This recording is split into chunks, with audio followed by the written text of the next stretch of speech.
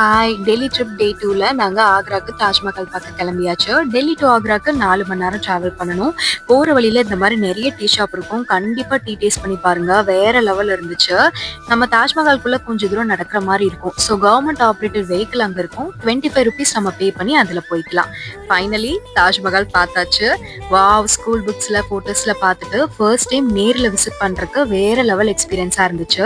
தாஜ்மஹால வந்து every Friday வந்து close பண்ணிடுவாங்க. நாங்க தாஜ்மஹால் எக்ஸ்ப்ளோர் பண்ணிட்டு நெக்ஸ்ட் ரெட் ஃபோர்ட்டுக்கு போயிட்டோம். ரெட் ஃபோர்ட்டுமே ஒரு ஹியூஜ் ஏரியா. நீங்க ஆக்ரா வந்து தாஜ்மஹால், ரெட் ஃபோர்ட் பார்க்கறதுக்கு கண்டிப்பா ஒரு ஹாஃப் டே வந்து ஸ்பெண்ட் பண்ற மாதிரி இருக்கும். நாங்க எக்ஸ்ப்ளோர் பண்ணிட்டு ரிட்டர்ன் டெல்லிக்கு கிளம்பிட்டோம். போற வழியில பாருங்க அக்ஷர்தம் டெம்பிள். இது வந்து ஒரு பியூட்டிஃபுல் டெம்பிள்.